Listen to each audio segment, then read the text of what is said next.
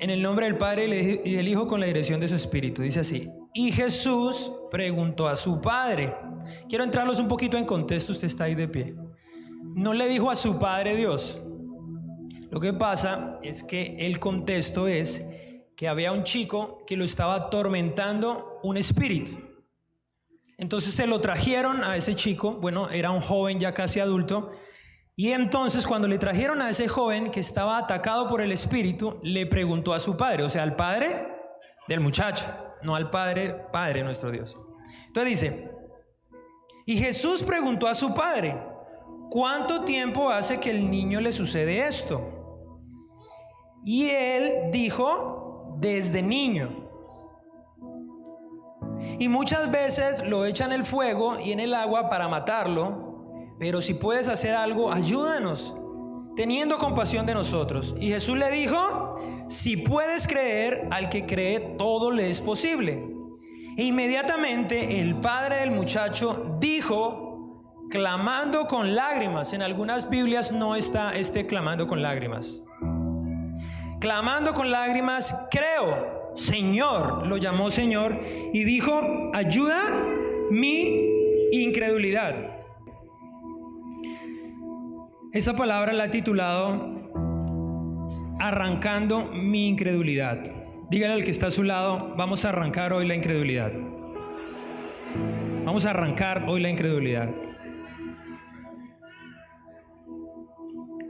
La incredulidad es un enemigo del pueblo cristiano y es un enemigo para todo aquel que se quiera acercar a Dios y para el creyente que lleva muchos años. Siempre va a ser un enemigo, pero no es un enemigo que está afuera, es un enemigo que ataca desde adentro. Jesús dijo, en el corazón del hombre está la malicia, están los suicidios, está toda la maldad. Y la incredulidad siempre aparece desde adentro, es un enemigo interno. Entonces quiero contarles un poquito acerca de la batalla de Troya. ¿Cuántos ¿cuántos se vieron la película de Troya? Arrepiéntanse, esa película no es del Señor. No, mentiras. ¿No más? ¿Tan poquitos? Diga, todos se van a culto a ver esa película. Pilas pues. Esa película habla, o la historia habla de que había una ciudad que se llamaba Troya. Y Troya era imposible penetrarla porque tenía unas murallas inquebrantables. Grecia quería conquistar Troya. Grecia estaba conquistando todo y había intentado conquistar Troya y no había podido. Y los griegos son bravos, pero no podían con Troya, porque las murallas de Troya eran gruesas y tenían muchos flecheros y tenían estrategias. Nunca podían entrar a Troya. Entonces esta historia la escribió Homero. Muchos creían que era fantasía, pero investigando resulta que Henry Chilman encontró una parte de Troya real. Y entonces ahí dijeron, Troya existió. Y yo creo que Brad Pitt dijo, ay, yo quiero hacer la película. Entonces de ahí nació Troya y existe. Y con esa parte que se encontró de Troya, dijeron, verdaderamente Troya lo que tenía era muralla. ¿Sí? Entonces, ¿qué pasó con el caballo de Troya? Que ellos dijeron, no podemos atacarlos por afuera, nos toca desde adentro. Entonces inventaron un caballo, metieron los soldados ahí, metieron a Brad Pitt ahí en el caballo también. Brad Pitt era tremendo peleador. Lo metieron ahí y ellos creyeron que era una ofrenda de la diosa, no me acuerdo ahorita. Y lo metieron. Y en la noche Brad Pitt salió y empezó a matar a todo mundo y le abrió la puerta de Troya a los de afuera. Y Troya la acabaron, la derrotaron, la conquistaron. No había otra manera. Así es la incredulidad. Ataca desde adentro, como el caballo de Troya. Puedes que estés brindado, muy brindado, lleves años brindado en muchas áreas en tu santidad. Estás guardando en tus finanzas, en tu relación familiar. Entonces el enemigo a veces utiliza el caballo de Troya. Y dice, voy a atacarlo con lo que nunca falla, con la incredulidad que nace de adentro. Y si no tenemos cuidado, la incredulidad hace la de Brad Pitt. ¿Qué es? Que se va, empieza a atacar tu interior y le abre la puerta a los más grandes.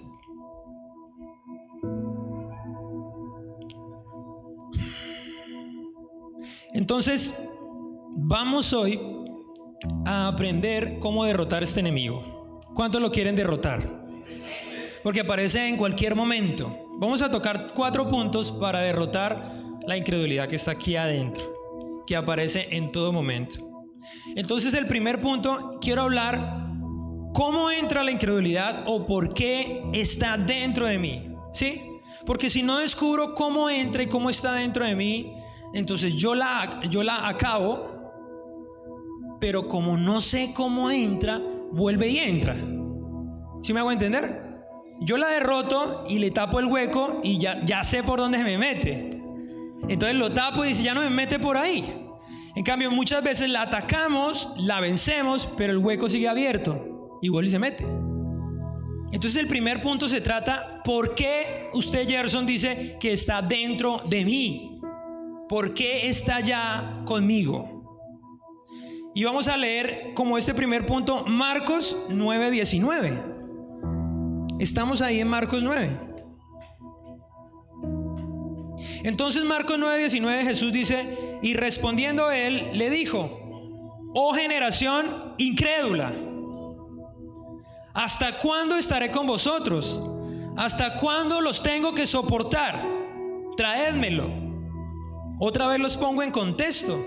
Se acerca el papá del niño y le dice, le dije a los discípulos que lo liberaran y no pudieron. Y el Señor contesta en admiración, no en pregunta, oh generación incrédula, pero fuerte.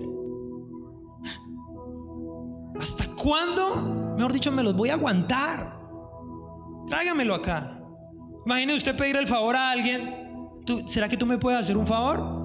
Ay, usted es incrédulo, ¿hasta cuándo me lo va a soportar? Venga a ver. Pero Jesús no hablaba en su ira natural. Él estaba atacando una circunstancia de pecado que estaba en toda esa generación. Entonces les llamó la atención con un grito y le dijo, oh generación incrédula, ¿hasta cuándo los voy a soportar? Traédmelo. Entonces cuando él dijo, oh generación incrédula, él está dando una pista ahí. Y es la palabra generación. ¿Por qué está adentro? Porque mi generación me la metió adentro, la introdució dentro de mí, y les voy a explicar. La palabra generación se puede entender por biología, que es generar, reproducir, pero eso no es lo que quiso decir Jesús.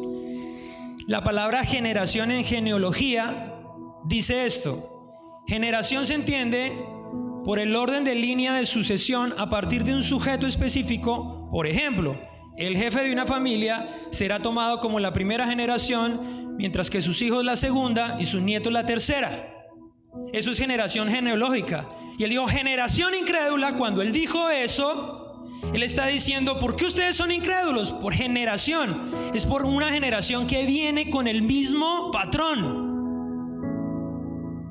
¿Qué pasa con mi generación? Cuando yo miro atrás a mi papá, al papá de mi papá, yo miro que esa generación antigua no fue crédula. Mi papá no me enseñó a coger una Biblia. Mi papá sus últimos años sí aprendió a orar. Y a veces en mis cumpleaños me cogía, me tomaba, aprendió a orar. Pero en sus últimos años él lo aprendió. Pero yo desde niño yo no sabía leer la palabra. Mi mamá era la de la pachanga. Y después Dios también la rescató. Pero si voy atrás a otra generación, no menos. Mi abuelo tenía casinos. Mi abuelo paterno tenía casinos y burdeles. Mi abuelo paterno murió porque se cayó en un hueco de para atrás. Mira esa muerte tan tremenda. El tipo se cayó en un hueco, se mató. Y él tenía casinos, burdeles. ¿Mi generación era crédula? Pregunto, ¿mi generación era crédula? Era incrédula. Y eso viene detrás atrás. ¿Y por qué yo nazco con eso adentro? Porque me lo pusieron. Y a veces ellos no tienen la culpa, porque tampoco la generación de ellos se lo enseñó. Porque a mi papá, mi abuelo lo abandonó desde niño. Y cuando se iba a casar, le sacó un fajo de billetes así y le dijo: no se case, vaya conmigo a trabajar a los casinos, a los bordeles. Mire este fajo de billetes. Y mi papá le dijo: no, yo me voy a casar. Más bien regáleme ahí para el matrimonio. Y no le dio ni un peso.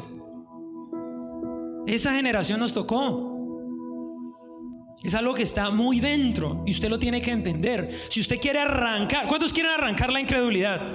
Usted tiene que entender eso. Oh, generación incrédula, ¿por qué me está diciendo Jesús eso? Porque está cansado de que se levante el mismo tigre, hijo de tigre sale pintado. Está cansado de eso el Señor. Está cansado que seamos igual a los papás, igual a los abuelos, y se repita y se repita. Y Dios, tú tienes que parar eso y decir: ya no más. Yo sí voy a ser quien no abandone a mi esposa. Yo sí voy a ser quien le enseñe la palabra a mis hijos. Yo no voy a ser un tomatrago como lo fueron ellos. Por eso está dentro de ti. Ahora, como segundo punto, generación histórica. ¿Qué dice sobre generación histórica? Dice: en la ciencia histórica, así como en los estudios sociales, generación puede aludir al grupo de individuos específicos nacidos en una misma época, sometidos al mismo contexto histórico y social, participaron activamente de una transformación cualitativa en un ámbito de interés común, como la política o las artes. O sea, es algo que compartimos todos, ¿sí? Por eso dice la generación de la Y, de la X, la generación de que no le tocó el internet. ¿Dónde está la generación que no le tocó el internet? Ay, levante la mano sin pena. Sí, yo estaba como ahí, yo quedé como entre la mitad. Como que entre los que no y entre los que sí. Entonces dicen: la generación que jugábamos bolinches, la generación que jugábamos trompo, la generación que todo el día en la calle y no había peligro. Y los jóvenes dicen: sí, eso existía antes, sí. Sin celular nos divertíamos. Con una pelota jugábamos ponchados, nos poníamos en la cara y éramos felices. Escondíamos la correa y cogíamos a los amigos a correazos, y en la calle jugábamos. Nos gustaba y nos pasamos ahí horas. Entonces ese era mi contexto histórico. Entonces, ¿qué es lo que pasa? Que cuando hay un contexto histórico y político alrededor, eso se me pega adentro. Eso se me queda adentro. Eso no se me sale tan fácil. Entonces usted le tocó este contexto histórico y social. Estamos en una generación maligna y perversa. Y estamos en un contexto histórico en este momento donde la gente no cree en Dios. En los colegios ya no está Dios. En las universidades menos está Dios. Sus amigos no creen en Dios. Usted va en un salón. ¿Quién será cristiano? ¿Y quién verdaderamente tiene una vida de intimidad con Dios? De 30 a 1. Está rodeado de un contexto histórico que no es crédulo. Entonces tú lo escuchas todo el tiempo. No está Dios, escuchas muchas cosas y estás permeado de un contexto histórico y social donde no creen en Dios. Por eso se te mete aquí. Porque estás rodeado de eso. Estás rodeado de lo de tu pasado y estás rodeado con ese contexto histórico y social. Aquí, poniendo cuidado aquí, muchachos, aquí. Hey, la prédica. No nos dejemos distraer. Entonces estamos ahí permeados de ese contexto histórico y social y se me pega. Y entonces no puedo, porque es difícil levantarse y decir: yo creo en Dios en medio de esta generación. Entonces tú tienes que entender eso para poderlo sacar. ¿Cuántos lo entienden? ¿Cuántos lo entienden? Tú tienes que enterarte de eso y decirle: Señor, no dejes que el frío de este mundo se permee aquí en mi corazón. La Biblia dice: el amor de muchos se enfriará. Vea, si tus amigos dicen groserías y solo hablan de cómo se acuestan con las mujeres, no dejes que eso te permee. No dejemos que se permee. No dejemos que entre en nosotros. Porque la incredulidad va tomando lugar. Va tomando lugar. Entonces, si nosotros entendemos que es por ahí, tenemos que empezar a cortar. ¿Cómo tapas el hueco? Empezando a orar por eso. Tú tienes que empezar a decir: mi padre fue esto, mi abuelo fue esto, y yo no lo seré, y lo voy a cambiar, porque ellos me transmitieron ese enemigo dentro, y la generación está así, yo voy a ser diferente. ¿Cuántos van a ser diferentes en medio de esta generación? Amén. Gloria a Dios. Segundo punto, tenemos que entender que la incredulidad ataca a cualquier persona, sea nuevo o sea un gran líder espiritual. Sea el pastor con toda la unción, triple super saiyajin, no sé, el hombre le llega la incredulidad. El nuevito, ay no, que no creo, que no sé si creer, también lo ataca la incredulidad. Primero, atacó al papá del niño. En Marcos 9:23 dice: Jesús le dijo: si puedes creer, al que cree todo le es posible. Y el hombre clamó y dijo: Señor, ayuda a mi incredulidad. Era un padre de familia, era un hombre normal que se estaba acercando a Jesús, estaba lleno de incredulidad. Y a veces nosotros creemos: bueno, la incredulidad solo ataca a los nuevos, no pueden creer, les es difícil. Y sí, los ataca mucho. ¿Por qué? Porque el enemigo nos tiene tan rodeados de esa incredulidad que cuando ve a un joven o a un nuevo intentando ir a la iglesia, en medio de la alabanza, Dios le susurra: ¿para qué adora? Dios no existe. Eso es mentira. Dudamos de la misma existencia de Dios. Y Él ataca con dardos porque no le conviene que una persona nueva empiece a creer. No le conviene que una persona nueva empiece a creer. Pero segundo punto aquí, en este punto, también atacó a los discípulos. Los discípulos tenían el poder, el llamado, pero también atacó a grandes líderes espirituales, o sea, no solo a los nuevitos. Entonces nosotros no nos podemos confiar. Voy a leerles Mateo 17, 19 y 20. Es la misma historia vista desde Mateo. Y Mateo 17, 19 dice así: entonces viniendo los discípulos a Jesús aparte, dijeron: ¿por qué nosotros no pudimos echarlo fuera? ¿Qué no pudieron echar fuera los discípulos? El demonio. Y Jesús les dijo: por vuestra incredulidad. Entonces póngame cuidado aquí. Cuando Jesús dice: oh generación incrédula, tal vez los discípulos dijeron: se está refiriendo a la gente, pero no a nosotros. Porque si no fuera así, no lo hubieran abordado en secreto y le hubieran dicho: ¿por qué nosotros no pudimos echarle fuera? Y creo que Jesús le dijo: yo ya les dije. No, usted no nos dijo. Sí, yo ya les dije. Yo les dije allá: oh generación incrédula. ¡Ay, nosotros también! Sí, por vuestra incredulidad. Es que ellos no habían entendido que también ellos habían caído en esa incredulidad. Aquí lo aclara en Mateo. Y Jesús dijo: porque es cierto os digo que si tuvieres fe como un grano de mostaza, le diréis al monte: pásate de aquí a allá, y se pasará, y nada os será imposible. Y los discípulos ya habían liberado a demoniados y ya habían sanado a muchos enfermos. Ya lo habían hecho. No es que era el primero. Es que cuando no, es que Señor, pues el primero. No, ellos ya tenían bagaje. En el nombre de Jesús ahí se revolcaban sal y salían los demonios y sanaban enfermos. Pero llegó este punto y no pudieron con él. ¿Por qué? Vamos a leer Marcos 6, 7, les voy a leer. Y llamó a los 12 y comenzó a enviarlos de dos en dos, y le dio potestad sobre los espíritus inmundos.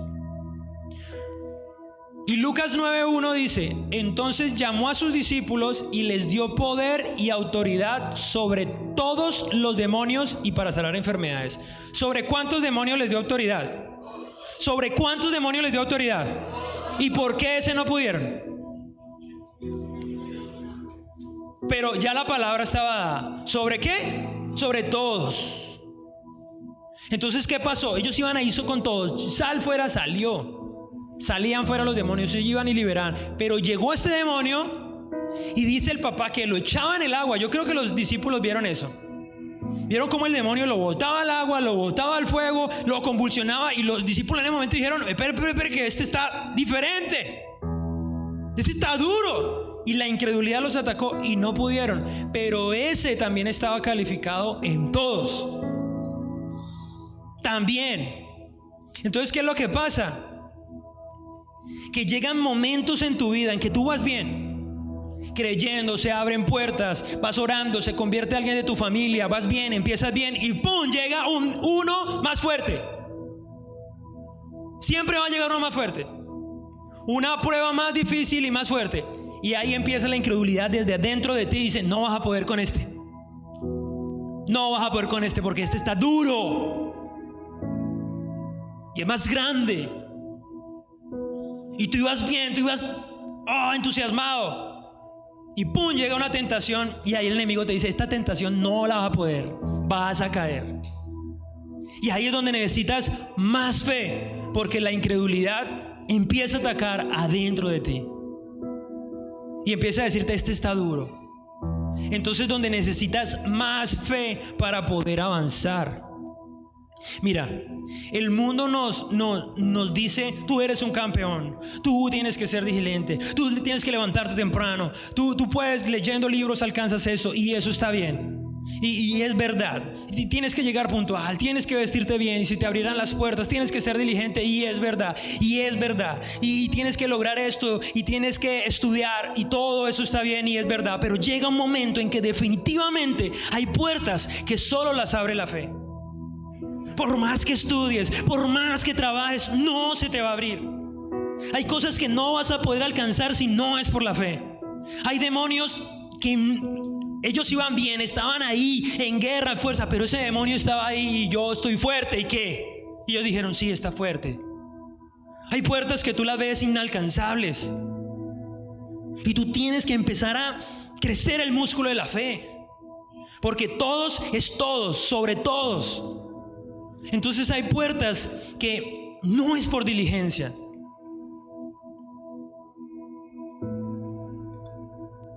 Yo le decía a mi hermano es un tipo diligente, a él le va bien por la diligencia. Pero le decía, definitivamente, quieres puertas mayores, tienes que tener fe. Para puertas mayores tienes que avanzar y pasar esa incredulidad. Era un momento en que ellos tenían que volver a recordar la palabra que les fue dicha. ¿Cuál es la palabra?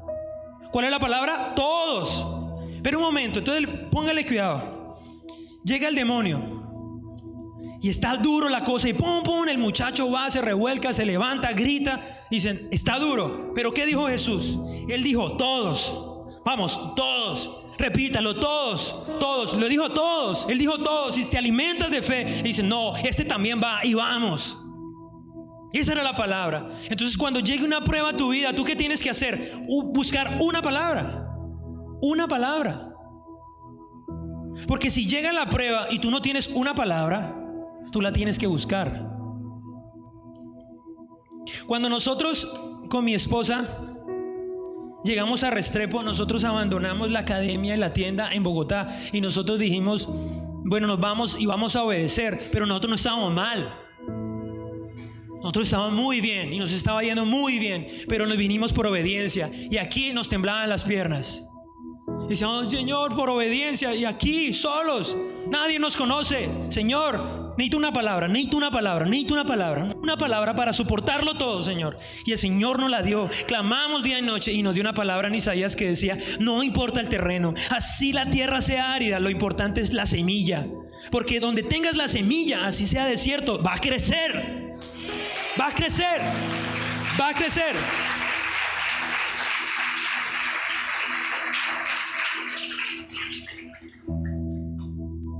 Y ese es el tercer punto. Y es que nunca vas a arrancar la incredulidad de tu vida si no oyes las promesas de Dios. Si no te pones las promesas de Dios en tu vida. Si no las pones en tus oídos. Y yo me aferré con mi esposa a esa palabra. Y cada vez que aparece el demonio, yo le digo, no, Señor, papá, usted puede estar muy grande, pero aquí dice el Señor una cosa. Que no importa la semilla, yo voy a crecer. Y me aferro ahí hasta que se cae ese demonio, hasta que se abre esa puerta, porque me aferro en la promesa. Y si la prueba está difícil y tú no tienes una palabra, tienes que ponerte a orar y pedirle a Dios esa palabra, Cuando una enfermedad ataque a un hijo tuyo, tú tienes que tener una palabra por el hijo y decir: Señor, tú me dijiste esta palabra, que este hijo iba a ser un siervo tuyo, un sacerdote tuyo, levántalo. Pero si llega una enfermedad a tu hijo y tú no tienes una palabra para tu hijo, ¿de qué te vas a sostener? Para tu esposo, los que están solteros, una palabra: Señor, no me voy a quedar porque aquí dice tu palabra. Tiene que sostenerse por una palabra. Llegará un momento donde sí o sí, por la fe, vas a tener que arrancar esa incredulidad. Entonces, la fe es todo lo contrario a la incredulidad. Todo lo contrario a la incredulidad. La fe elimina la incredulidad. ¿Cuántos quieren eliminar la incredulidad?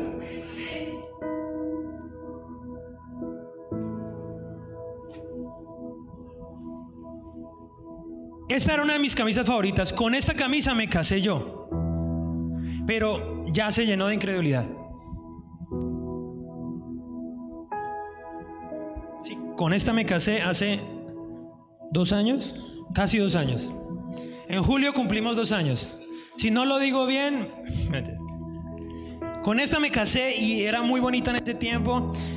Y se llenó de incredulidad. Aquí está amarillo, un amarillo que no salió ni con productos Amway, tremendo amarillo, y se llenó de incredulidad. Y así el enemigo nos quiere vestir. Esto es una incredulidad. Mire, la incredulidad es suciedad. La incredulidad apicha la vida espiritual. Es un hongo. Pero el detergente se llama fe.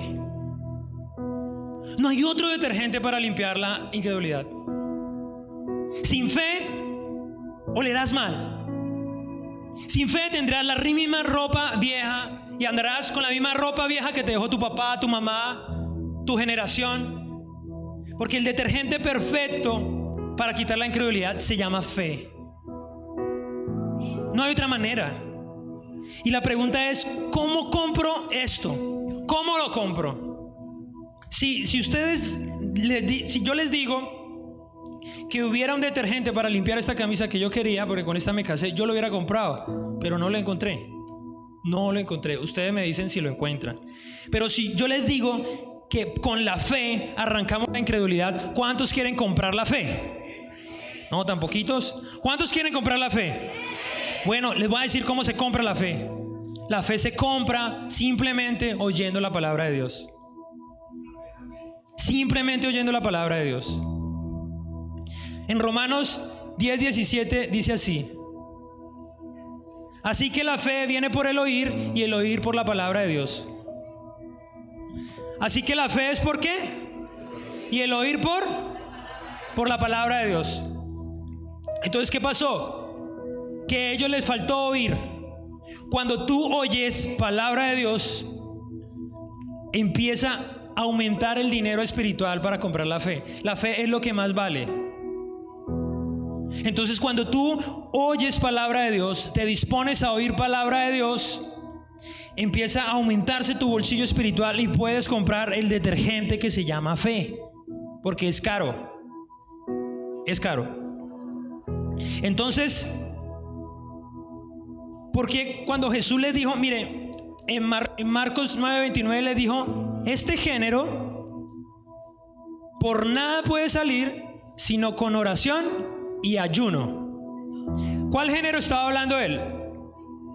De la incredulidad que había en los discípulos. Entonces él les dijo: miren, para derrotar esto, tienen que comprar esto. Y para comprar esto, ustedes necesitan orar y ayunar. ¿Por qué orar y ayunar? Porque en la oración y en el ayuno yo escucho palabra. Porque yo dispongo mis oídos en la oración. Porque yo dispongo mis oídos en el ayuno. Entonces, cuando yo me meto en oración, mis oídos están dispuestos ahí, oyendo palabra, metiendo palabra, y empiezo a crecer mi fe, empieza a crecer la fe. Cuando yo me meto en ayuno, ¿para qué es el ayuno? Para que usted deje de comer las hamburguesas y usted coma palabra. ¿Sí saben que eso es el ayuno? Entonces, cuando venga esa dificultad, y lo llena a usted de incredulidad, usted dice, no, necesito comprar el detergente. Usted se mete en ayuno y oración y el Señor empieza a llenarlo a usted de fe, empieza a llenarlo a usted de palabra, y cuando usted la ve, usted le dice, no papá, yo ya le tengo el detergente, a mí no me mueve usted con esa prueba. Usted le dice al enemigo, yo tengo el detergente. Y usted lo ha ganado en oración y ayuno. Entonces, a los que no les gusta orar y a los que no les gusta ayunar, pues se van a quedar sin el detergente. Y esa mancha no sale sino con esto. Entonces, para eso es la oración y el ayuno. Por eso Jesús les dijo, no van a crecer en su vida espiritual para derrotar ese demonio si no es oyendo la palabra de Dios por medio del ayuno y la oración. ¿A cuánto les gusta el ayuno? Poquito, yo sé. Para mí también es difícil. Voy a dejar esto por acá. ¿A cuánto les gusta la oración? Bueno, si a usted no le gusta el ayuno y la oración, le tengo el segundo punto. Hay otra manera en que Dios despierta los oídos. Vuelvo y pregunto, ¿a cuánto les gusta el ayuno? Siguen habiendo poquitos, vale. ¿Cuánto les gusta la oración? Entonces, para los que no dijeron nada, el tercer punto está bien. El segundo punto para Dios despertar el oído se llama la aflicción. La aflicción. Por favor, escúchenme aquí.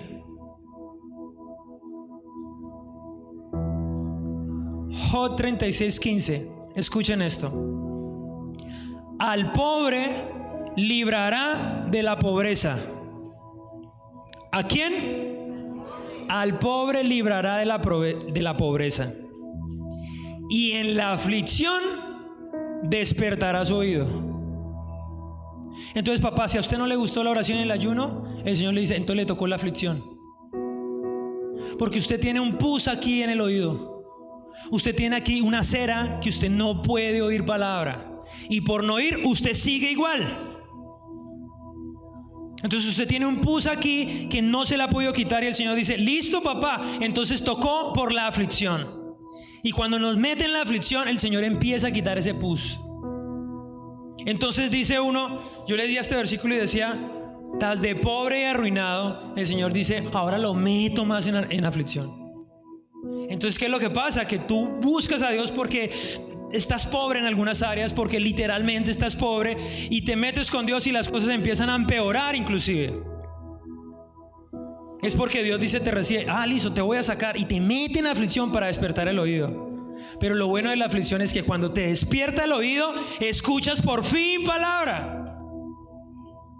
¿Y qué pasa cuando escuchas palabra? ¿Qué pasa, iglesia, cuando escuchas palabra? Viene la fe. Y con la fe hecho la incredulidad. Entonces, si no te gusta la oración y el ayuno, viene la aflicción. Dice, al pobre librará de la pobreza. Quiero preguntarles algo. Hay un debate bastante, yo lo he escuchado muchas veces. Iglesia acá. ¿Hay cristianos pobres o no hay cristianos pobres?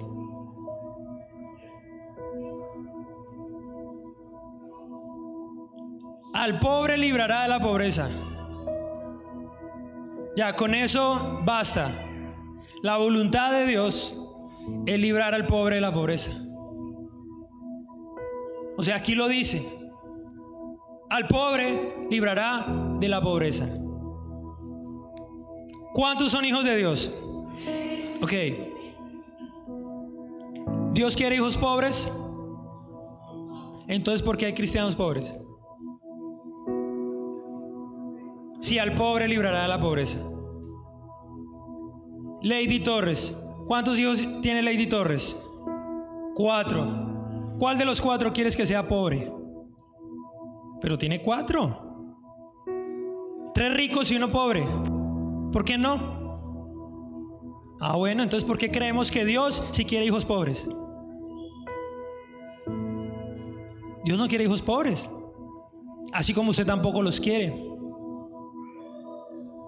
Entonces, como Dios no lo quiere, Dios le dice, papi, yo no te quiero pobre. Ora. ¿Para qué, Señor? Para que te llenes de fe y por medio de la fe salgas de cualquier cosa. Pero no me gusta orar. Entonces te tocó la aflicción. Porque yo te amo y quiero sacarte de ahí. Él nos quiere sacar de ahí, de esa condición de pobreza.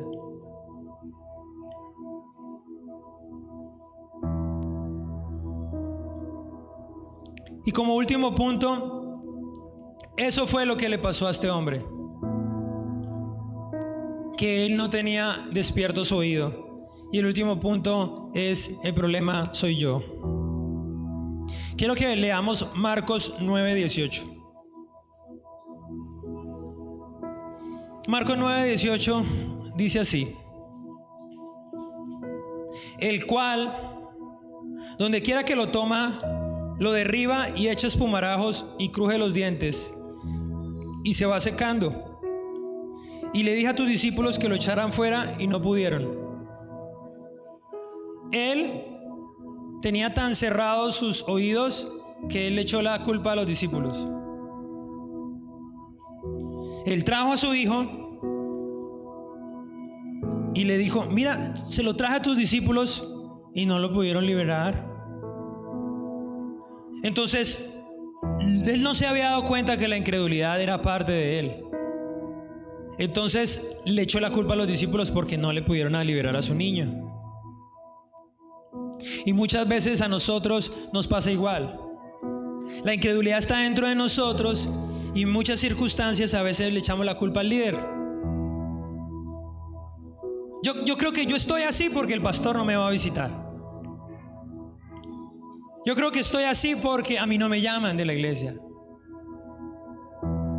No han podido conmigo. No han podido, no me quieren ayudar. No pueden. Yo he ido a varias iglesias y esta iglesia no es lo que yo espero. No me puede ayudar. Y le pasó hacia él. Los discípulos no pueden, y a veces nos pasa hacia nosotros. Pero la incredulidad está dentro de ti. Entonces el último punto es que el problema era él. Cuando Jesús dijo: oh generación incrédula, él reaccionó y dijo: me lo está diciendo a mí, que soy un incrédulo. Entonces el hombre empezó a reflexionar. Él se acercaba a Jesús de una manera religiosa. Miren, en Mateo 17:14, que es el mismo pero en Mateo, dice: y cuando llegaron a la multitud, vino a él un hombre y cayendo de rodillas delante de él. Jesús, de manera religiosa: oh Señor, se postró. A veces muchos buscan a Dios de manera religiosa, pero en verdad no están creyendo nada. No han creído todavía nada. Y él se acercaba así, de esa manera, pero el hombre no se daba cuenta que dentro de él había incredulidad. Marcos 9:22. Muy atentos a esto. Dice: y muchas veces le echan el fuego y en el agua para matarle. Miren esta frase: pero si puedes hacer algo, ten compasión de nosotros y ayúdanos. ¿Qué le dijo él a Jesús? Pero si puedes hacer algo. Él no creía que lo podía hacer. Porque si él creía que lo podía hacer, él no le hubiera dicho: pero si puedes hacer algo. No. Si él hubiera creído que Jesús lo podía hacer, le hubiera dicho: pero tú lo puedes hacer. Pero solo tú lo puedes liberar. Por eso he venido. Él se acercó a Dios religiosamente, y a veces venimos a la iglesia, pero religiosamente, pero todavía no creemos que podemos salir de eso que usted necesita. ¿Usted por qué viene a la iglesia? Porque ama a Dios, pero hay cosas que usted necesita ser libre. Y Dios necesita que usted se acerque a Él, pero en verdad le crea. Porque usted no puede orar así: Señor, aquí estoy en tu iglesia, aquí estoy en tu casa, estoy adorando y todo. ¿Será que puedes? No. Entonces Jesús le contesta: perdón, si puedes creer, al que cree todo le es posible. Entonces él le dijo: el problema no soy yo, el problema eres tú, porque yo todo lo puedo. ¿Cuántos creen que Jesús todo lo puede? Jesús todo lo puede. ¿Qué le queda difícil a Jesús, hermano? ¿Qué le queda difícil a él? Nada. Si Jesús todo lo puede, ¿por qué no has tenido todo lo que quieres? Porque no lo has creído. Y yo me incluyo ahí, porque esto primero me habla a mí. Entonces yo me acerco muchas veces al Señor: Señor, yo quiero esta guitarra, ¿será que puedes? Perdón, ¿me preguntas a mí que si puedo? Señor, yo quiero un hogar así, así, ¿puedes? ¿Me preguntas si puedo? ¿Me preguntas a mí si puedo? ¿Cómo te estás acercando al Señor? El Señor dice: yo todo lo puedo. Es si tú puedes creer, al que cree todo le es posible. Porque a mí no me queda nada grande. Yo ya hice mi parte. Yo ya di la vida en la cruz. Para mí no hay nada imposible. Es que tú creas que yo lo puedo hacer. Es que nosotros creamos que Él lo puede hacer. Y es donde que nos tenemos que ver a nosotros mismos y decir: no son los discípulos, no es el pastor, soy yo el que cargo con esto. Y ni siquiera la culpa es de Dios. La culpa es que tú no has podido creer que Dios te puede dar eso que tanto anhelas. Entonces Dios dijo: estás formulando mal tu opinión. Y mientras escudriñaba este pasaje con mi esposa, llorábamos y nos quebrantábamos. ¿Saben por qué? Porque el Señor nos decía así: ese niño estaba endemoniado por culpa de él. ¿Cómo puede ser posible que Jesús pregunte? Yo creo que por eso Él decía: generación perversa, ¿hasta cuándo me los voy a aguantar? Porque le pregunta: ¿desde cuándo? Y Él le dice: desde niño. O sea que vio ese demonio desde niño, atacando a su bebé, atacando a su niño, y creció y dejó que ese demonio jugara con su niño. ¿Y de quién era la culpa? De él.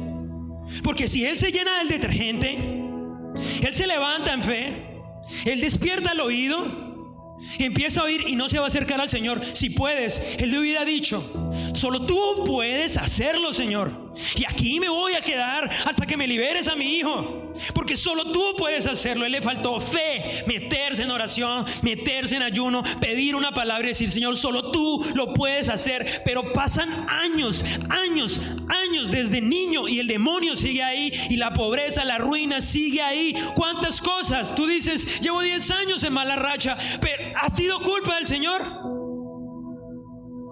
Llevo 10 años en mala racha, llevo 10 años que las mujeres me lastiman, llevo 10 años, llevo 5 años que me lastiman mi corazón. Y el Señor te dice: ¿he tenido yo la culpa? Pero si yo todo lo puedo. Es necesario vernos esta noche a nosotros mismos y decir como Él: wow, Él se despertó. Él dijo: la culpa ha sido mía. Yo dejé que ese demonio jugara con mi hijo todo el tiempo y yo no creí. Hasta ahora creo, y pasaron años y yo dejé que hiciera fiestas conmigo. Y hay áreas en nuestras vidas que yo le decía al Señor: Señor, no puedo creer que yo no he tenido eso. Es porque yo no he podido creerlo. Es porque Él ya no lo dio, mi amado hermano. ¿Qué necesitas? Empecemos por enfermedades. ¿Alguna enfermedad le queda grande a Jesús? Les pregunto, ¿alguna enfermedad les queda grande a Jesús?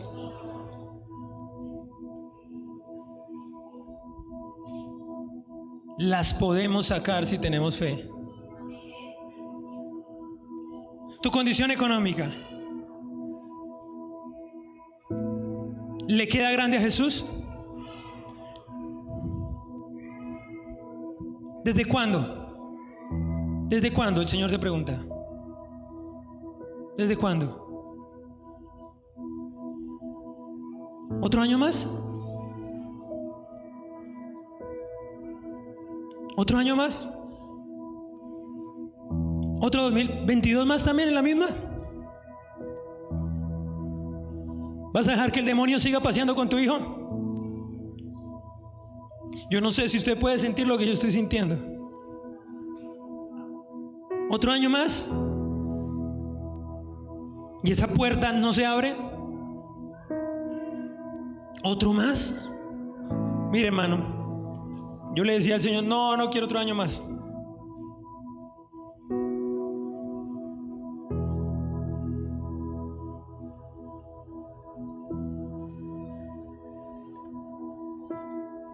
Yo tuve un hogar donde eran perros y gatos, vi volar platos, y eso estaba permeado de mí. Hay muchas cosas en el área económica que me han costado. Mi esposa salió de una presión tremenda, ella quería suicidarse. Una vez se me subió al tercer piso de la academia en Bogotá, quería botarse. Y le decíamos al Señor, es que tú no nos oyes. Es que estoy olvidada, estoy sola. Y yo le decía al Señor, yo le debía plata a todo el mundo.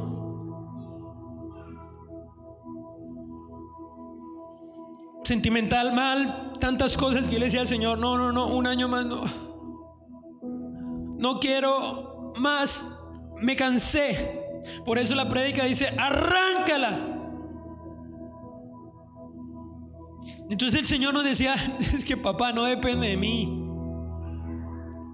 Iglesia, roca sólida, no depende de Él, porque Él ya lo hizo. Es que tú no lo has creído. Y yo le decía al Señor, no más, Señor, yo lo voy a creer y me voy a morir creyéndolo, pero no voy a ser la copia de una generación anterior. Voy a creerlo. Voy a levantarme. Mi esposa lo dijo, me voy a levantar. ¿Y cuánto tiempo llevabas así? Ella me decía, desde la adolescencia. Me quiero suicidar, ella me decía, soy una basura. Y el Señor la confrontó. Porque el Señor a veces habla con amor, pero a veces habla con carácter. Y el Señor la confrontó y le decía, yo te amo. Yo te amo, yo te amo.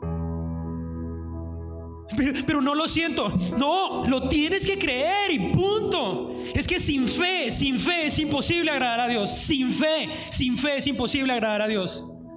Pero tú dices, pero es que Dios sí existe. Crea lo que existe y punto. Porque por fe lo agradas.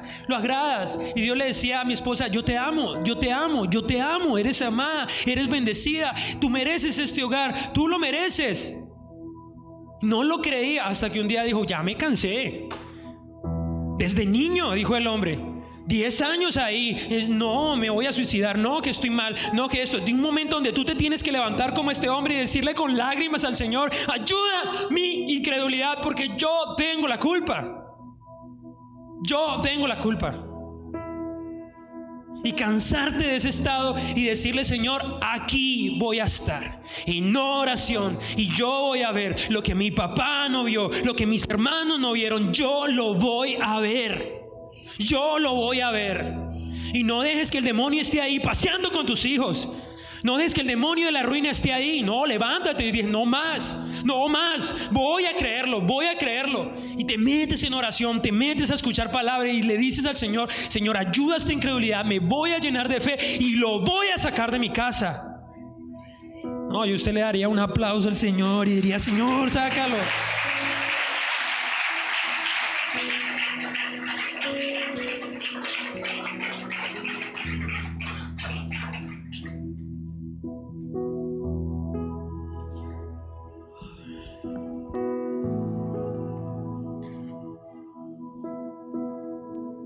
Yo viví vida religiosa, fui muy en noviero, tuve muchas noviecitas afuera en la iglesia.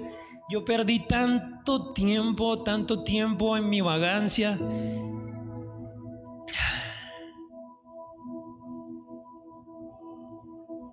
Y esto me confrontó tanto, porque Dios me aterrizó y me decía: yo te amo tanto, Gerson, yo te amo, pero tú tienes que creer.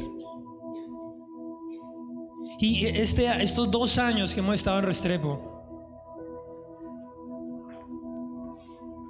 siento como si en 2 años yo hubiera hecho lo que me cuesta hacer en 10, en 15.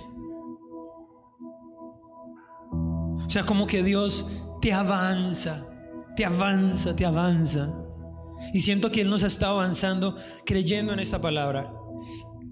Y yo quiero que tú te quedes con eso y digas en este punto: ha sido mi culpa. Ese niño ha estado así por mi culpa.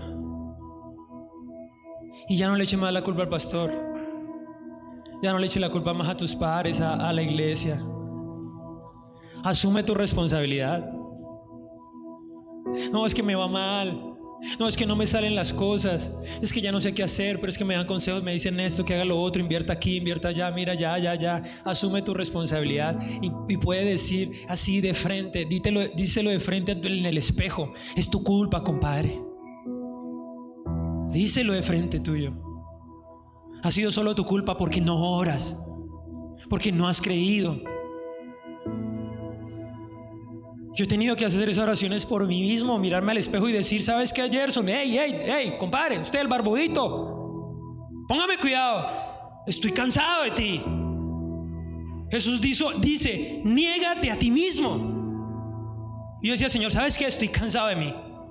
Estoy cansado de mi flojera, estoy cansado de que no pago deudas, estoy cansado de esto. ¿Sabes qué, Señor? Yo quiero que mejor dicho, que te metas conmigo, que te concentres conmigo, sea con oración, sea con ayuno o sea con aflicción, pero sácame de esta incredulidad. Sácame. Estoy cansado de mí. Y de eso se trata el evangelio. No que tú seas el campeón, sino de que tú te canses de ti mismo. Dice: niégate a ti mismo, niégate. Y dejes que solo sea Cristo en ti, solo Cristo en ti. Pero es que yo voy a la iglesia, pero es que yo como que me acerco. Mire, mi hermano, vaya en oración. Una vez fue una semana re mal. No me entraba ni un peso, todo estaba mal. Yo decía: Señor, ¿por qué esta racha tan? Me voy a meter. Y me metí en oración, me metí en oración y venía a la iglesia y me metí en oración hasta que el Espíritu Santo me lo mostró así, como cuando se abre una película, y me acordó y me dijo: yo te dije que por esa joven oraras antes de que empezaras la clase. Y era una joven que no era cristiana, y el Espíritu Santo me dijo: ora antes de empezar. Y yo, ¿sabe qué dije en mi interior? Si oro, tal vez se va de la academia porque somos cristianos y ella no. No oré, no volvió. Y hace poco me encontré con la mamá. Está sufriendo de ataques de depresión y de pánico. Y el Espíritu Santo me dijo: eso a mí me disgustó, porque no me oíste. Tienes un pus aquí en el oído que no me oyes. Entonces tú le echas la culpa a todos y el Señor te dice: sígale echando la culpa al que sea, compadre, pero es aquí, su oído, el que tiene el problema. Si te metes en oración, Dios te va a mostrar cosas tan increíbles, tan profundas de ti, que Dios te va a decir: ahí es, ora por eso. Y yo dije: Señor, perdóname. Y le decía: perdóname. Señor, de aquí en adelante, cada clase que dé, alumno, viejito, niño, cristiano, no voy a orar.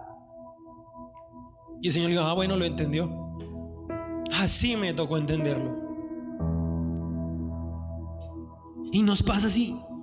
Lo que quiere el Señor en cada uno de nosotros hoy es confrontarnos y que tú despiertes y te metas en oración. Necesitamos más reyes. ¿Cuántos quieren ser reyes para Restrepo? No, hermano. ¿Cuántos quieren ser reyes para Restrepo? Necesitamos despertar más oídos.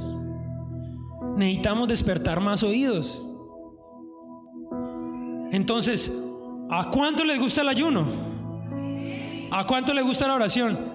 ¿A cuánto le gusta la aflicción? Entonces métete en oración.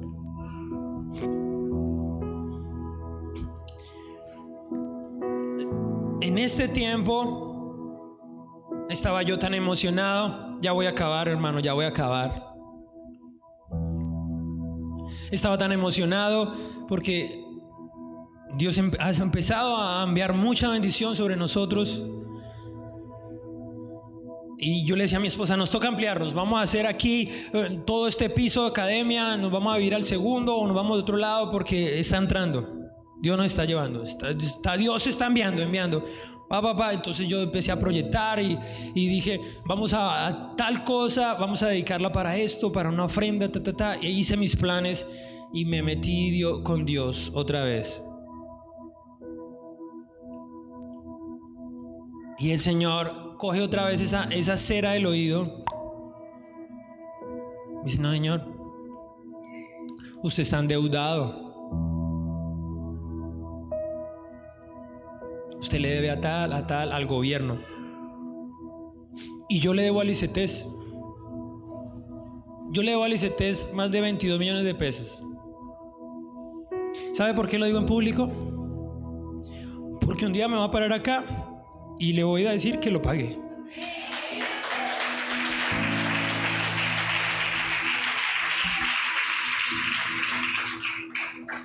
Yo saqué una tarjeta de crédito con mi papá y él renunció, lo echaron, no me acuerdo, y me dejó esa deuda a mí. Me reportaron por eso. Y me metí en el datacrédito, el Espíritu Santo guiándome. No, Señor, no haga planes. No haga planes, compadre. Escucha.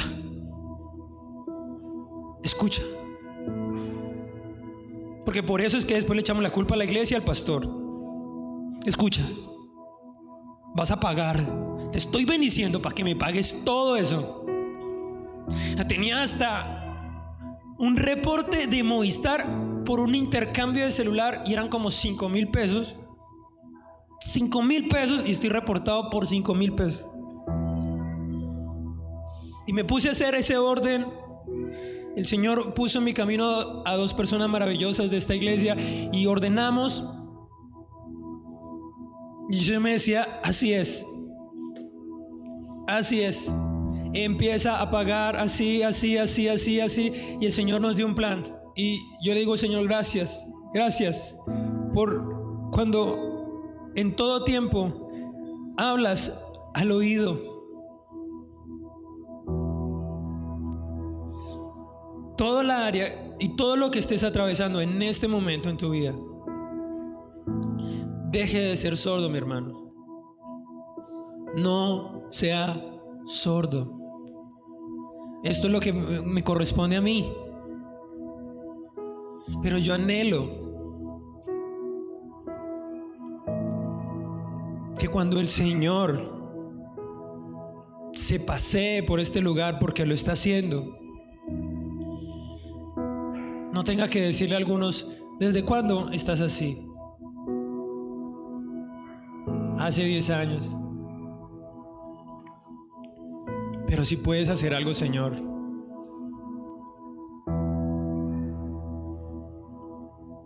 Te lo he dicho otros domingos. Te lo he dicho los jueves. Les he dicho que este año es un año de la gloria mayor, ¿no? Nos lo dijo este año.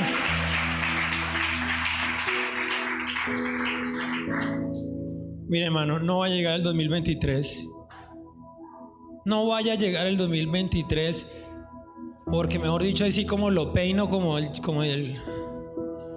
Chespirito, mano, y recibe. Hay veces que hay hermanos que a uno le provoca peinarlo, darle media vuelta. Aterrice. Hermano, no va a llegar el 2023. Señor, ¿será que tú puedes? Volteemos. ¿Será que yo puedo? Te dije que este es el año. Y que te lo dije ya. A ver, Roca Sólida, ¿qué anhelas? ¿Qué anhelamos? ¿Un esposo? ¿Un carro? ¿Ver a alguien enfermo de pie? ¿Que tu matrimonio se restaure? ¿Qué es lo que usted anhela? Este es el año. Pero es que si no pasa, el problema no es mío. Al que cree todo le es posible. Este es el año. Métete ahí, métete en ese fuego, No va a llegar al 2023, por favor, no vayas a llegar al 2023. Señor, ¿será que sí puedes? No, este es el año. ¿Qué anhelas? Ve y hazlo por fe. Ve, métete allá. Que la deuda son 22 millones, lo voy a pagar. Pero ¿cómo? Si su sueldo son 500,000, no sé, pero lo voy a pagar porque este es el año. No, es que ya estoy cansado de ver a mis hijos andando a pie, entonces me quiero comprar una moto. No, pero si hago las cuentas no la puedo comprar. No, hermano, vaya y la compra. No, y que de pronto mi esposo no, vaya, póngase más bonita y póngase a orar.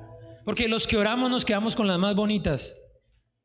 Y las que oran se quedan con los mejores hombres. Oh, digan amén. Entonces este es el año, lo que usted esté pidiendo, este es el año. Toca que usted lo crea ahora. ¿Cuántos lo creen? Amén. Cierre sus ojos. Y voy a cerrar con esto. Cierre sus ojos, pero escuche esta historia. Y con esto cierro. Por favor, cierre sus ojos. Concéntrese.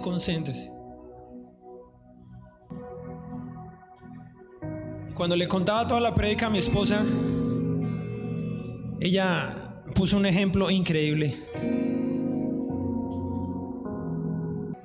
Ella ponía un ejemplo y me decía: amor, es como si fueras al banco y te dicen: necesito 10 millones, ¿me lo pueden aprobar? Y el banco dice: sí, te los vamos a aprobar. Y te ponen un sello y te dicen: aprobado. Y al otro día vuelves: buenas, es para ver si me prestan 10 millones. Señor, pero ayer ya le pusimos el sello. ¿En serio? Sí. Ok, gracias. Y vuelves al otro día: es para ver si me prestan 10 millones. Señor, pero ya le pusimos el sello. Solo tiene que ir al cajero a retirarlo. Y es así. Jesús ya puso el sello. Si tú no lo crees, no es problema de Jesús. Jesús ya puso el sello en la cruz. Solo tienes que ir a retirarlo. Pero tú no puedes creer que en ese cajero esté lo que tú necesites, porque te falta fe. Si te centras en Jesús en esta noche, Él te va a llenar tanto de fe, y por medio de Jesús vas a alcanzar todo lo que tu alma necesita. ¿Cuántos quieren eso? Este coro tiene algo poderoso. Dice: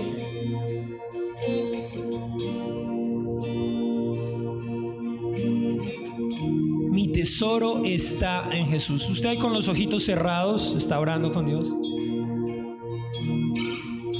En su sangre y en la cruz. ¿Qué me puede ya negar? ¿Qué te puede negar el Señor a ti?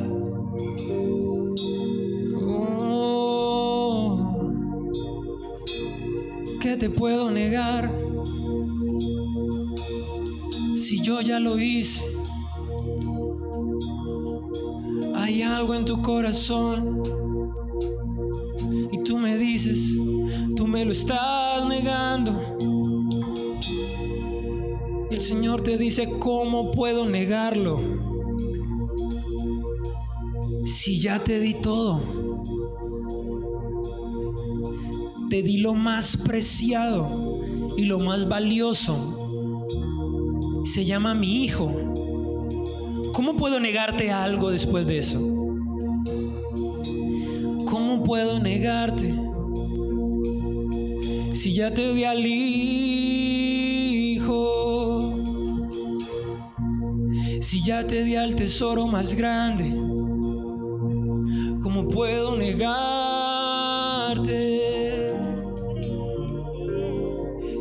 Yo solo quiero que lo creas y que te levantes y entiendas que solo tienes que ir por la fe a ese cajero y retirarlo y conseguirlo solo por la fe.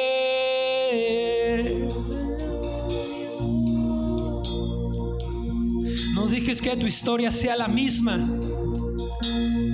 Oh, desde niño no más, no más. Desde niño de hace 10 años no más. Hoy es el año, el Señor te dice: yo ya lo hice, yo te puse el sello. ¿Qué te puedo negar? ¿Qué te puedo negar si ya te di al hijo? El Señor está ahí tocando tu corazón. El Señor está ahí consolándote. El Señor está ahí consolando a alguien. No importa que sea solo uno, pero el Señor está consolando. Y tú ahí en tu corazón estás pidiéndole perdón a Él y diciéndole: Señor, perdóname. Ayuda a mi incredulidad. Yo quiero creerte, yo quiero creerte. Mi tesoro está en Jesús, en su sangre.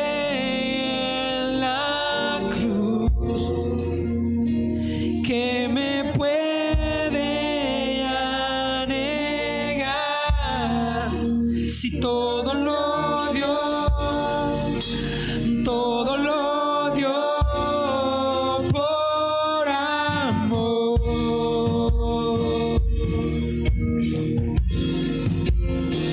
Mi tesoro está en Jesús, en su sangre, en la cruz, que me puede ya negar si todo lo dio. Puedes ponerte en pie y cantarlo con tu alma. Ponte en pie. Mi tesoro está en Jesús, en su sangre, en la cruz, que me puede ya negar si todo lo dio, todo lo dio. Mi tesoro está en Jesús, en su sangre, en la cruz, que me puede ya negar si todo lo dio, todo lo dio. Por mi tesoro está en Jesús, en su sangre y en la cruz, que me puede ya llenar si todo lo dio, todo lo dio. Por mi tesoro está en Jesús, en su sangre y en la cruz, que me puede ya llegar si todo lo dio, todo lo dio por amor. Vas a cantarlo con toda la fe de tu corazón. Mi tesoro está. Por favor, cántalo con entendimiento. En su sangre, en la negar? ¿Qué me puede ya negar? Si todo lo dio. ¿Lo entiendes, iglesia? ¿Lo entiendes? Ya todo lo dio. Oh, mi tesoro está en Jesús, en su sangre y en la cruz. ¿Quién me puede ya negar?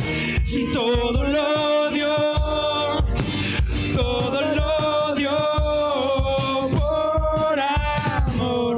Por ti nada faltará, tu amor siempre puede más. Jesús, todo lo bueno en ti está. Por ti nada faltará, tu amor siempre puede más. Jesús, todo lo bueno en ti está. Por ti nada faltará, tu amor siempre puede más. Jesús, todo lo bueno en ti está. Por ti nada faltará, tu amor siempre puede más. Jesús, todo lo bueno. Canta la iglesia, por ti, con la batería. Por ti nada faltará, tu amor. Jesús, todo lo bueno en ti está. Por ti tu amor siempre puede dar. Jesús, todo lo bueno. Cántalo, iglesia, grítalo. Por ti nada faltará, tu amor siempre puede más. Jesús, todo lo bueno en ti. Una vez más, cántalo con tu fe. Por ti nada faltará, tu amor siempre puede más. Jesús, todo lo bueno en ti. Una vez más, está. por ti nada faltará, tu amor Siempre puede más. y todos vamos a decir: mi tesoro está en Jesús, con todas las fuerzas. Mi tesoro está en Jesús, en su sangre y en la cruz. ¿Qué me puede ya negar? Si todo lo dio, todo lo dio, todo lo dio. Canta la iglesia. Mi tesoro está en Jesús, en su sangre y en la cruz. ¿Qué me puede ya negar? Si todo lo dio. Una última vez, una última vez. Mi tesoro está en Jesús, en su sangre y en la cruz. ¿Qué me puede ya negar? si todo lo dio, todo lo dio? Mi tesoro está en Jesús, en su sangre y en la cruz. ¿Qué te puede ya negar? Si todo lo